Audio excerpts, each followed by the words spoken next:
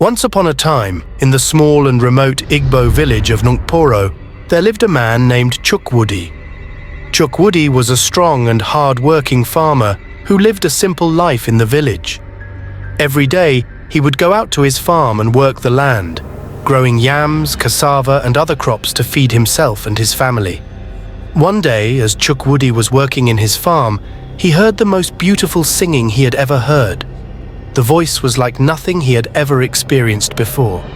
It was soft and melodic, yet powerful and captivating.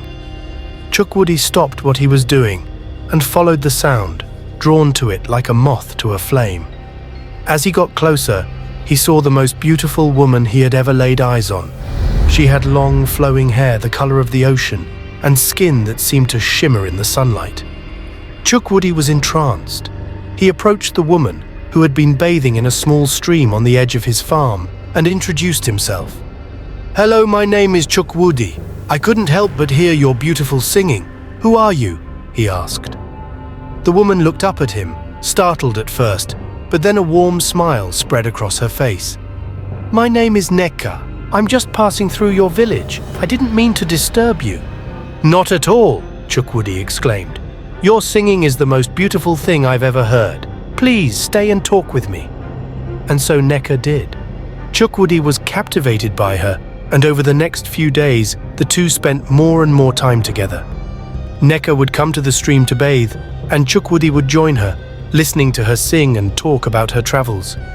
He found himself falling deeper and deeper in love with this mysterious woman. Eventually, Chuk Woody worked up the courage to ask Nneka to be his wife. To his great joy, she agreed, and the two were married in a small ceremony in the village. The other villagers were surprised by Chuk Woody's choice of bride, as Nneka was clearly not from their village or even their region, but they welcomed her warmly nonetheless. For a time, Chuk Woody and Nneka lived a happy life together. Nneka was a wonderful wife, caring for their small home and supporting Chuk Woody in his work on the farm. But Chuk Woody couldn't help but notice that there were some strange things about his new wife. For one, Nneka would often disappear for hours at a time, only to return with her hair and skin seeming more vibrant and alive than before. And on some nights, when the moon was full, Chuk Woody would wake to find Nneka gone from their bed, only to return just before dawn. Chuk Woody tried to ask Nneka about these peculiarities, but she would always give him vague or evasive answers. "I just enjoy taking walks in the moonlight," she would say. "The fresh air is good for me." Still, Chuk Woody trusted his wife and tried not to pry too much. He was just happy to have her in his life. One day, however, Chuk Woody's suspicions were confirmed in the most shocking way. He had gone out to his farm as usual, but had forgotten his hoe.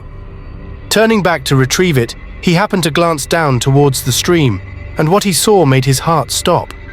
There was Nneka, swimming gracefully through the water, her legs transformed into a shimmering, fish-like tail.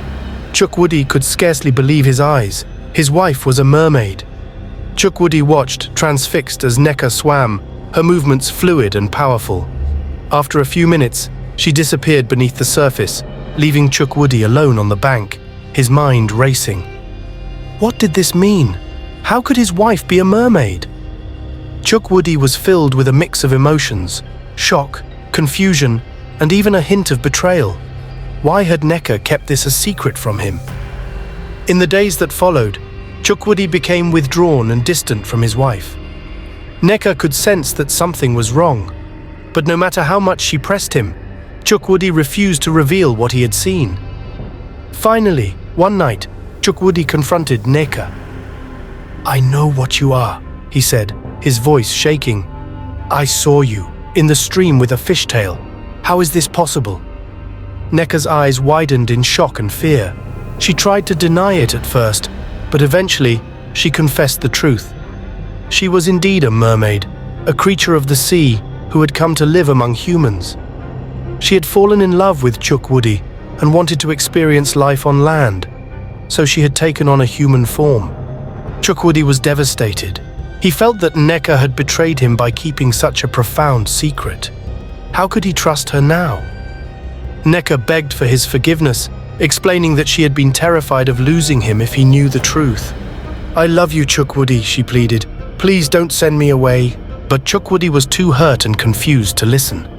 He told Nneka that he needed time to think, and he left their home, staying with a friend in the village.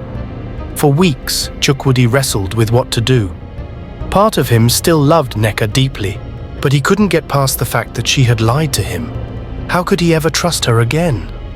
Meanwhile, Nneka was miserable without Chuk Woody. She refused to leave the village, hoping that eventually he would come back to her. She spent her days by the stream, singing her sad, haunting songs and waiting for him. One day, as Chuk Woody was walking through the village, he heard Nneka's familiar voice drifting through the air. He followed the sound until he reached the stream, where he found Nneka sitting on the bank, her legs once again transformed into a shimmering tail. Nneka looked up at him, her eyes brimming with tears. "Chuk Woody," she whispered, "I've missed you so much." Chuk Woody felt his heart ache at the sight of her. Despite everything, he still loved her. He sat down beside her, and they talked for hours, Nneka pouring out her heart and begging for Chuk Woody's forgiveness. Ultimately, Chuk Woody decided that he couldn't live without Nneka. He told her that he forgave her and that he wanted her to come back home. Nneka was overjoyed, and the two embraced, their tears of sorrow turning to tears of joy, but their happiness was short-lived. The next day, as Chuk Woody was working in his fields, he heard a commotion coming from the direction of the stream. Rushing over, he was horrified to find a group of villagers surrounding Nneka, who was once again in her mermaid form. It seemed that one of the other villagers had caught sight of Nneka's true nature and had alerted the rest of the community. Now, the angry mob was demanding that Nneka be driven out of the village or even killed. Chuk Woody tried to reason with the villagers, begging them to show Nneka mercy. But the people were too afraid and distrustful of this mysterious creature in their midst. In the end, they refused to listen to Chuk Woody's pleas. With a heavy heart, Chuk Woody realized that he had no choice but to let Nneka go. He took her to the stream and helped her back into the water. As she looked up at him, her eyes filled with sorrow, Chuk Woody knew that this was the last time he would see her. "I'm so sorry, my love," he said, his voice breaking.